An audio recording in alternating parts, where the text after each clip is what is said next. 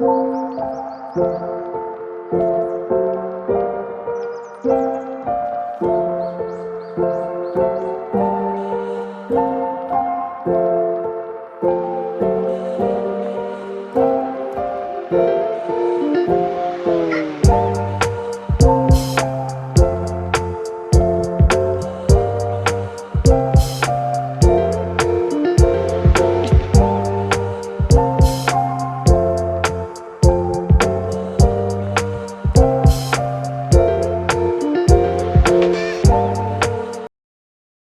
pagi Remon. Selamat pagi Ibu. Oke, gimana nih kabarnya Remon? Alhamdulillah baik, cuman ada beberapa hal yang mengganjal. Jadi saya mau berkonsultasi dengan Ibu. Oke, saya mengerti apa yang kamu rasakan. Terima kasih ya sudah mau hadir, meluangkan waktu kamu untuk melakukan sesi konseling bersama saya. Jadi kedatangan kamu ini adalah suatu hal yang baik. Nah Remon, sebelumnya nih apakah kamu sudah nyaman dengan posisi duduk kamu? Lumayan ya Pak. Oke, sebelum kita masuk pada sesi inti konseling kita, ada hal yang ingin Ibu sampaikan pada proses konseling kita. Nah, jadi di sini kita akan berdiskusi dan mencari pemahaman yang lebih baik mengenai apa yang kamu rasakan. Nah, jadi prosesnya itu kita mulai dengan kamu yang bercerita tentang permasalahan kamu. Kemudian kita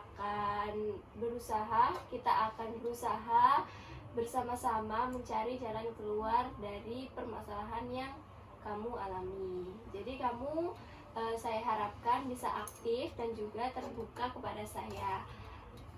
Apakah ada yang ingin ditanyakan? Sebelumnya saya mau bertanya hal yang yang ingin saya pastikan dulu. Untuk pertemuan kita hari ini dan berikutnya itu apakah akan terjamin kerahasiaannya? Terima kasih untuk pertanyaannya.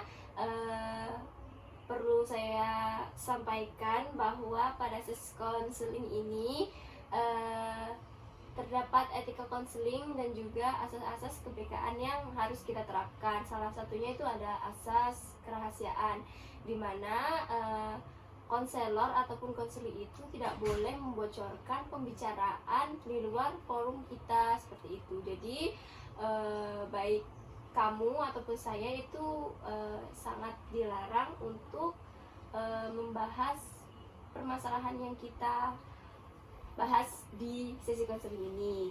Kemudian juga ada asas keterbukaan, di mana kamu tuh harus jujur untuk menyampaikan apa yang kamu rasakan gitu ya. Jadi kamu harus aktif juga lah kan untuk menjawab pertanyaan-pertanyaan saya.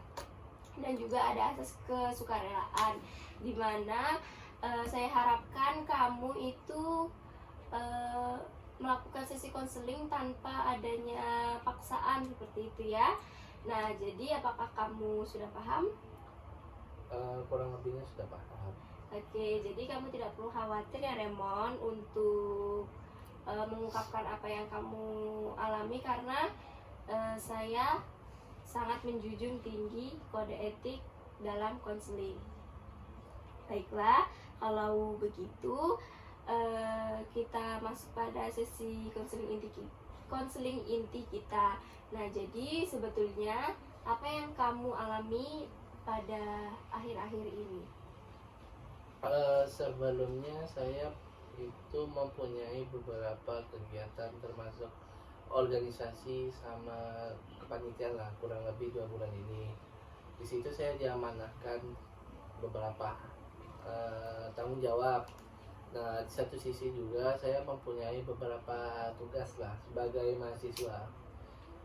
Jadi mungkin karena banyaknya hal yang saya pegang saat ini, saya mempunyai beban yang menjadi pikiran saya, yang membuat saya agak stres dan juga sulit tidur. Nah, itu yang bikin saya mungkin ingin mencari solusi dengan cara konsultasi dengan ibu. Oke, yang saya lihat di sini sepertinya kamu tuh kewalahan gitu ya sama eh, kegiatan-kegiatan yang kamu alami. Apakah benar? Benar sekali Bu, itu yang lumayan mengganjal lah di pikiran saya. Jadi saya ingin cepat menyelesaikan semua itu dengan ya mungkin masukan atau solusi lah dari Ibu berikan nantinya. Oke. Nah, Remon, Ibu mau tanya, sebelumnya kamu tuh udah pernah belum membuat jadwal kegiatan sehari-hari kamu? Untuk jadwal saya sempat membuat beberapa jadwal gitulah yang saya sesuaikan dengan kegiatan saya. Cuman dengan itu tetap kewalahan juga sih. Jadi ya saya bingung juga jadinya gimana. Kalau misalkan Ibu boleh tahu lagi nih, saat kamu tadi bilang kalau jadwal kamu itu kurang efektif, Ibu boleh tahu nggak gimana contoh konkretnya itu seperti apa? Misal kayak saya punya tugas kuliah gitu, cuman karena saya suka menunda-tunda sesuatu, akhirnya tugas tadi itu deadline-nya berdekatan dengan kegiatan yang saya punya. Saya agak kewalahan di situ, jadi ya saya pusing mau gimana mau menyelesaikannya. Oke, jadi tampaknya ini kamu kewalahan lah ya dengan banyaknya pekerjaan yang kamu alami, mulai dari tugas perkuliahan, kemudian juga ada organisasi dan kepanitiaan yang kamu ikuti. Apakah benar? Betul sekali Bu.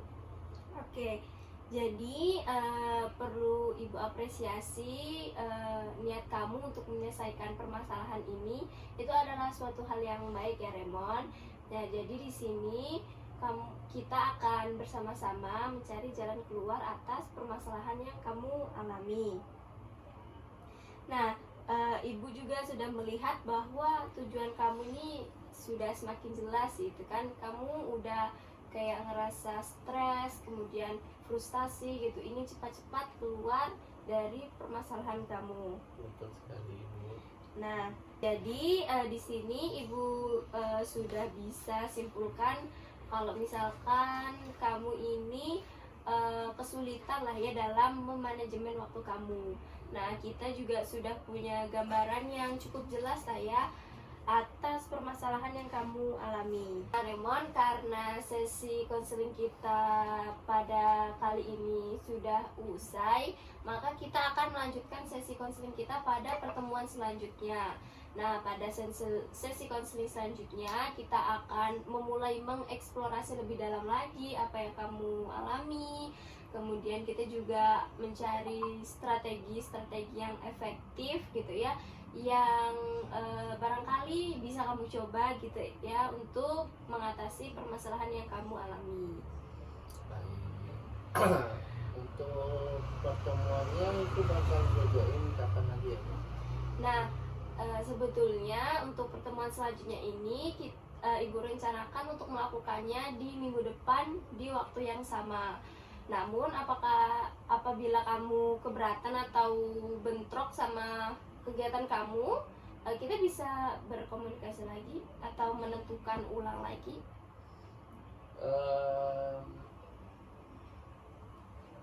Kayaknya sih aman aja sih minggu, kalau mau minggu depan. Oke lah, kalau minggu depan saya bisa loh. Dan saya harap dengan ini saya bisa menyelesaikan masalah saya lah. Intinya saya mau cepat selesai dalam intinya. Oke, baiklah. Berarti kita sudah sepakat ya untuk menetapkan pertemuan kita pada minggu depan di waktu yang sama.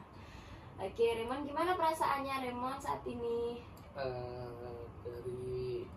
Dari beberapa hal yang udah saya ceritakan ke Ibu tadi, mungkin saya agak sedikit lega lah, ada yang mendengar cerita saya, terus dan orang tersebut tuh bisa sedikit memberi masukan yang nantinya bisa membantu saya menyelesaikan masalah. Oke, saya senang mendengarnya bahwa di sini saya lihat kamu sudah ada perubahan gitu ya. Nah, jadi kita di sini pasti gitu kan berusaha bersama-sama mengatasi permasalahan yang kamu alami. Nah, pesan ibu, kamu jaga diri baik-baik ya Remon, jaga kesehatan kamu, dan sampai jumpa di pertemuan kita selanjutnya. Terima kasih Remon. Kembali Bu. Oke, selamat pagi Remon. Pagi Bu. Gimana nih kondisi keadaan kamu saat ini? Alhamdulillah, saya memang sedikit lebih tenang daripada sisi kemarin. Terus saya udah menerima diri saya dan juga memotivasi lah untuk menyelesaikan masalah saya ini. Oke, saya mas senang mendengarnya. Ini menandakan bahwa kamu tuh mengalami kemajuan dari pertemuan kita sebelumnya. Dan saya lihat bahwa kamu tuh sudah bisa menerima diri kamu dalam menghadapi situasi ini. Nah, jadi pada pertemuan sebelumnya sudah kita singgung gitu kan tentang kesulitan kamu dalam mengatur waktu. Ya. Nah, jadi bagaimana kemudian kamu bilang kalau dalam pengaturan waktu itu kamu kayak memiliki dampak yang signifikan, kayak jadi susah tidur, kurang istirahat seperti itu. Dan juga kamu bilang kalau kamu punya tanggung jawab yang cukup banyak di organisasi. Apakah itu benar? Ya, benar sekali Ibu. Nah, jadi pada intinya masalah yang kamu hadapi ini adalah ketidaksesuaian antara banyaknya hal yang kamu lakukan dengan kemampuan kamu saat ini. Nah, dalam mengelola waktu, kemudian kontribusi kamu dan dalam organisasi, dan juga kamu mengalami stres dan juga frustasi gitu, sehingga kamu tidak berdaya gitulah pada kondisi saat ini. Ya, benar sekali Bu, saya cukup mengakuinya karena saya itu masih belum bisa masih belum siap lah untuk menghadapi semuanya tuh. Oke, saya dapat memahami yang kamu rasakan saat ini. Wajar saja ya Remon apabila ada hal-hal di luar kendali kita yang menimpa kita tuh, kadang kita tuh kayak kesulitan gitu dalam mengontrolnya gitu kan. Kadang tuh kayak kita juga pasti merasa kewalahan gitu kan. Nah, tentu hal ini tuh juga dialami oleh banyak orang gitu. Jadi perasaan stres atau kewalahan yang kamu alami saat ini tuh wajar gitu dimiliki atau dirasakan oleh seseorang gitu. Ya, saya merasa pun ini masih wajar lah untuk saya rasakan lah. Oke, sekarang coba kita gali lebih dalam lagi tentang permasalahan kamu dalam mengatur waktu. Nah, jadi kalau boleh Ibu tahu nih, kapan sih terakhir kamu menyadari kalau kamu tuh kayak udah nggak bisa mengatasi permasalahan ini, atau kayak ngerasa frustasi atau stres gitu? Saya merasakannya itu lebih ke 2 bulan yang lalu lah, saat saya masuk organisasi lah, kayak saya masih belum bisa beradaptasi. Terus sama saya tuh diberi tugas sama pembelian juga lah. Jadi menurut kalau boleh Ibu tahu, menurut kamu tuh tugas mana sih yang membuat kamu tuh kesulitan? Lebih ke organisasi sih Bu. Oke, jadi tampaknya nih kamu memang mengalami kesulitan karena meningkatnya kegiatan organisasi. Iya betul. Nah, kalau boleh Ibu tahu lagi nih, apakah sebelumnya kamu tuh pernah kewalahan gitu dalam berorganisasi? Sebenarnya sih enggak di awal-awal, cuman lama kelamaan tuh saya mulai mungkin lebih ke kaget sih, karena pada waktu SMA tuh saya tidak pernah ikut kegiatan ataupun organisasi gitu. Oh, jadi saya dapat simpulkan kalau misalkan kamu tuh shock gitulah ya sama kegiatan organisasi kamu. Berarti memang sebelumnya waktu SMA kamu nggak pernah sama sekali nih ikut kegiatan organisasi. Berarti waktu kamu masuk perguruan tinggi lah ya, kamu Iya. sudah mulai mencoba masuk organisasi Ya, gitu kan. betul. Terus kamu kewalahan gitu ya sama Betul. organisasi gitu. Benar sekali Bu, saat ini saya ditunjuk jadi peran yang cukup berat di dalam organisasi. Nah, sejak itulah saya merasa kayak saya ini merasa terbebani lah dengan amanah tadi itu Bu. Oh, untuk kan kamu tadi udah menyampaikan kamu merasa terbebani sama amanah yang diberikan dalam organisasi yang kamu ikuti. Nah, pada kesulitan itu tuh apakah mempengaruhi kehidupan sehari-hari kamu, Remon? Kalau dibilang mempengaruhi, banyak sekali pengaruhnya Bu. Kayak di organisasi itu saya sangat-sangat hampir tidak berkontribusi lah. Ada sih kontribusi tapi nggak banyak. Terus saya merasa berpikir yang kayak komitmen saya tuh kurang di dalam organisasi. Terus untuk tugas-tugas kuliah saya tuh agak teteran, terus kewalahan lah dengan banyaknya tugas yang diberikan, dengan juga tugas di organisasi tadi. Kalau misalkan pada kehidupan sehari-hari kamu kan kayak misalkan dari fisik gitu, apakah ada dampak-dampak? Ada kayak saya tuh lebih sering pusing, terus karena awalnya itu saya kurang tidur karena mikirkan hal tadi itu, jadi ya berpengaruh besar lah ke fisik saya, yang membuat saya tuh pusing, terus stres, jadi sering sakit gitulah.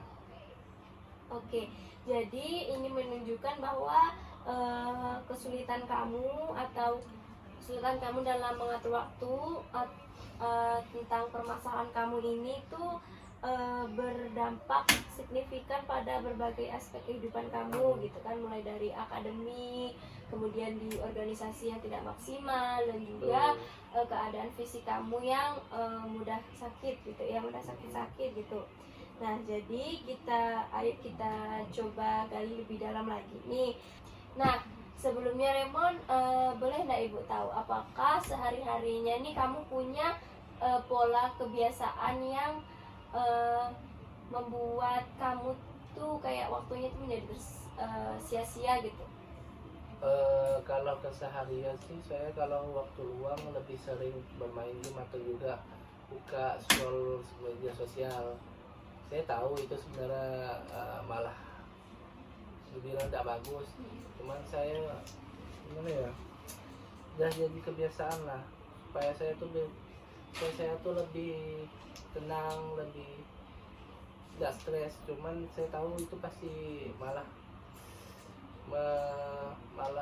membuat membebani dan juga malah mengacaukan segala plan yang udah saya bikin lah. Oke, jadi Ibu lihat kalau kamu itu sudah menyadari adanya pola kebiasaan yang kamu lakukan sehari-hari itu dapat mempengaruhi kegiatan kamu gitu. Jadi ini tuh adalah insting yang baik gitu ya, dan penting. Nah, jadi apakah ada hal lain selain yang kamu sebutkan tadi itu, apakah ada kebiasaan lain yang membuat kamu tuh sulit gitu dalam mengelola waktu? Kebiasaan yang sering saya lakukan tuh kayak menunda sih Bu. Jadi hal yang bisa saya lakukan saat itu juga saya lebih ke menunda hal tersebut, kayak saya mikir itu masih bisa dikerjakan nanti, jadinya berpengaruh ke komitmen saya, kayak prioritas lah apa yang harus saya lakukan dulu, jadi kacau gitu. Oke, kamu tadi menyebutkan kalau misalkan kamu tuh kurang dalam memprioritaskan pekerjaan kamu gitu. Nah, ini tuh adalah mungkin area yang dapat kita gunakan gitu untuk menyelesaikan permasalahan yang kamu alami. Nah, jadi di tengah semua tantangan ini, semua kebiasaan yang kamu alami, apakah kamu tuh punya kekuatan atau kelebihan pada diri kamu, Remon? Sebenarnya kalau di luar kemalasan tadi itu, kalau saya udah punya niat yang pengen menyelesaikan itu, saya sudah niat, terus tanggung jawab lah. Terus selain itu sebagai penyemangat saya itu, saya mempunyai beberapa teman yang cukup dekat lah, yang bisa memberikan semangat. Nah, oke. Jadi untuk kekuatan tersebut itu itu tuh adalah hal yang berharga yang kamu miliki gitu. Kayak rasa tanggung jawab kamu yang tinggi, kemudian kamu juga punya teman-teman yang support kamu gitu kan. Nah, jadi ini nih adalah modal awal yang baik gitu kan untuk solusi kamu dalam mengatasi permasalahan yang kamu alami. Nah, sekarang kita kembali pada tujuan awal kamu, di mana kamu bilang kamu memiliki jadwal atau punya jadwal kegiatan yang udah kamu rancang tapi masih kurang efektif. Nah, sekarang kita kembali pada tujuan awal kita, ya, yang sempat kita singgung pada pertemuan kita di minggu lalu, dimana kamu ini ingin punya jadwal yang lebih realistis dan juga fleksibel, lalu juga bisa meningkatkan fokus kamu gitu, dan mengurangi penundaan serta mencapai ketenangan dan juga keseimbangan pada kehidupan kamu. Nah, untuk tujuan-tujuan ini apakah masih relevan atau ada yang ingin ditambah gitu? Enggak sih kayaknya, Bu. Mungkin masih tetap dengan tujuan yang sama. Kalau saya pengen sekali disertasi, Bu. Oke, baiklah. Berarti kita nih sudah punya pemahaman yang lebih mendalam lah ya. Tujuan kamu tuh semakin jelas gitu. Kamu sudah punya pemahaman yang baik tentang diri kamu gitu. Udah bisa menerima diri, sudah paham tentang konteks permasalahan gitu kan. Nah, untuk seksi berikutnya, saya ingin kita itu mulai memikirkan strategi-strategi yang konkret yang dapat kamu coba untuk mengatasi kesulitan kamu dalam mengatur waktu. Nah, kita mulai dengan pembahasan bagaimana cara membuat prioritas yang efektif gitu kan. Kemudian kita mencari teknik-teknik manajemen waktu untuk kamu bisa lakukan gitu. Saya setuju. Nah, karena waktu kita sudah selesai, kita akan melanjutkan sesi konseling kita ini pada pertemuan selanjutnya yang diadakan pada minggu depan di waktu yang sama. Bagaimana, apakah kamu keberatan? Tidak, saya setuju dengan waktu yang diberikan. Bisa. Oke, baiklah. Kalau gitu kita sudah sepakati ya bahwa sesi konseling ketiga kita akan kita laksanakan di minggu depan di waktu yang sama. Oke, kalau begitu terima kasih ya untuk hari ini Remon, karena kamu juga sudah bercerita banyak tentang permasalahan yang kamu alami gitu. Ibu sangat mengapresiasi tersebut gitu. Kamu sudah mau terbuka juga dengan ibu gitu. Ibu sangat senang sekali kamu mempercayakan ibu untuk mendengarkan, bahkan membantu kamu dalam mengatasi permasalahan yang kamu alami. Terima kasih, Ibu. Selamat siang Remon. Selamat siang, Ibu. Nah, gimana nih Remon kabarnya? Bahagia banget, Bu. Bahagia. Wah, saya senang ya mendengarnya. Alhamdulillah kalau kayak gitu. Nah, saat ini kita nih udah masuk pada sesi konseling terakhir kita, di mana sesi konseling ini tuh kita mulai membuat strategi-strategi yang efektif untuk membantu permasalahan yang kamu alami saat ini. Bagaimana? Apakah sudah siap? Sudah, Bu. Oke. Nah, setelah pertemuan kita sebelumnya Remon, apakah kamu mulai menyiapkan strategi untuk mengatasi pengelolaan waktu?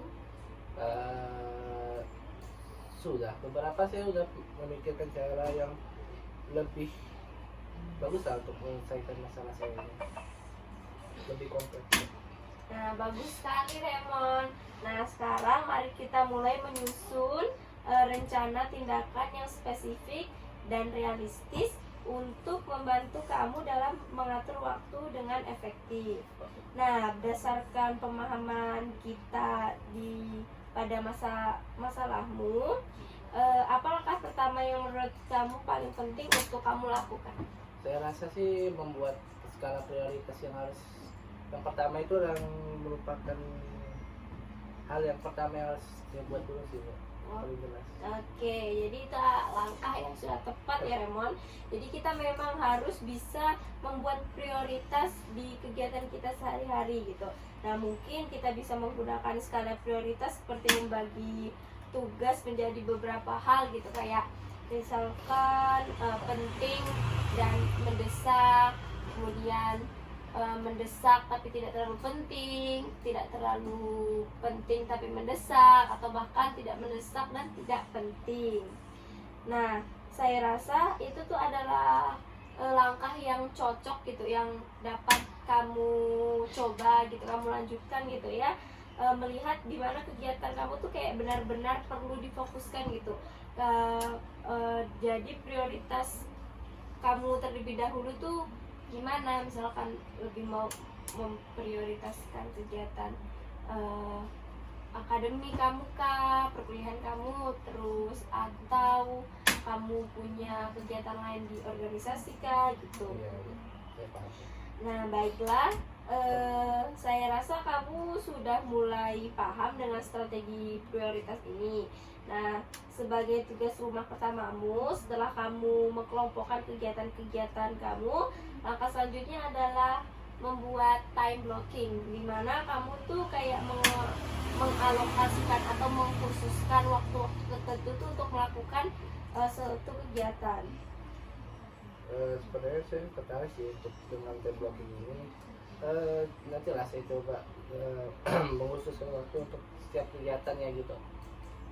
Oke, itu tuh adalah hal yang baik. Kamu tuh bisa mencoba dengan fokus terlebih dahulu selama 30 menit atau 60 menit gitu di awal-awal gitu ya. Nggak usah terlalu berat gitu lah, kita mulai dari yang ringan-ringan saja. Gimana menurut kamu? Saya rasa sih saya bisa mencobanya. Terus ya karena jadwal ini pun nggak terlalu ketat. Terus saya tuh cuman khawatir itu kalau saya itu tertekan, itu gimana gitu. Nah, jadi kita perlu melakukan strategi secara bertahap nih Remon. Kalau misalkan kamu tertekan tuh kita harus pertama-tama melakukan strategi secara bertahap. Nah, melihat bagaimana cara tersebut itu bisa berdampak kepadamu. Nah, setelah itu kita juga perlu mengantisipasi hambatan. Kira-kira apakah ada hal yang membuatmu terhambat dalam melakukan time blocking? Mungkin lebih ke godaan untuk buka sosial media maupun game sih, kayak yang bikin saya malas, saya menunda tuh itu yang bisa ganggu lah jadwalnya tuh. Untuk hambatan seperti itu tuh saya rasa wajar ya dialami oleh seseorang, dan pasti dialami oleh seseorang, saya pun begitu gitu ya. Nah, jadi kita tuh juga perlu mengantisipasi hambatan-hambatan yang mungkin akan terjadi pada diri kita gitu kan. Kayak misalkan kalau misalkan kamu nggak mau terdistraksi sama sosial media, kamu bisa mematikan notifikasi gitu kan, atau mematikan data HP kamu gitu kan. Dan juga kamu tuh apabila sulit dalam melakukan suatu kegiatan itu, kamu kayak membagi tugas-tugasnya tuh dengan lebih kecil gitu. Ide yang bagus Bu, saya akan mencobanya nanti. Oke. Terus untuk kegiatan organisasinya tuh saya coba meminta bantuan lah dari teman-teman saya untuk membantu meringankan pekerjaan saya, dan juga untuk memberitahu kalau ada rapat tuh info itu jauh-jauh hari, jadi biar saya tuh nggak kewalahan. Nah, jadi itu adalah inisiatif yang bagus ya Remon. Jadi komunikasi dengan teman-teman di organisasi itu memang sangat diperlukan gitu kan. Ingat bahwa kamu tuh memiliki kemampuan untuk bertanggung jawab dan keinginan untuk berubah. Nah, jadi ini adalah kekuatan internal yang ada pada diri kamu tuh yang akan membuatmu tuh mudah gitu mencapai tujuan kamu. Saya juga akan terus mendukung kamu, proses kamu dalam melalui semua ini. Bagaimana perasaanmu untuk rencana kali ini? Apakah ada hal lain yang ingin kamu sampaikan? Saya mendengar kegiatan itu lebih optimis sih ya. Rencana itu lebih terstruktur, terus kemungkinan saya bisa mengikuti semuanya. Oke, bagus. Untuk minggu depan coba kita terapkan langkah-langkah ini ya Remon, kayak membuat daftar prioritas, lalu mencoba mengalokasikan waktu gitu kan, dan menggunakan teknik dalam mengatasi distraksi yang sudah kita bahas. Nah, pada sesi berikutnya kita akan memantau kemajuan kamu, mengevaluasi apakah strategi ini nih berhasil atau apakah ini kurang efektif gitu ya. Baiklah Bu, saya akan mencoba semampu saya. Oke, saya percaya kepadamu Remon bahwa kamu itu pasti bisa untuk melalui semua ini. Semua ini ingat bahwa tujuan kita itu adalah membangun kemandirian dalam mengatur waktu, sehingga kamu itu bisa mengelola tanggung jawabmu dengan lebih tenang dan efektif di masa depan. Nah, kita dapat terus bekerja sama sampai kamu tuh merasa kamu tuh tidak lagi kesulitan dalam mengatur waktu. Baiklah Remon, saya akan terus memantau perkembanganmu. Jika kamu merasa sudah tercapai tujuanmu dan memiliki keyakinan untuk mengelola waktu secara mandiri, kita akan membahas ini lebih lanjut gitu. Nah, saat ini kita sudah masuk pada sesi konseling akhir. Nah, namun jika di kemudian hari kamu masih merasa kewalahan, kita dapat melanjutkan sesi konseling ini. Bagaimana Remon? Baiklah Bu, saya mengerti. Terima kasih atas bantuan Ibu selama ini. Baiklah, sama-sama Remon. Untuk konseling ketiga kita Ibu akhiri. Terima kasih ya untuk partisipasi kamu, kehadiran kamu selama 3 minggu ini. Ibu berharap kamu dapat tumbuh menjadi individu yang mandiri, kemudian kamu juga bisa mencapai tujuan yang kamu inginkan, sehingga kamu bisa berkembang dengan potensi kamu secara maksimal. Terima kasih kembali Bu. Oke.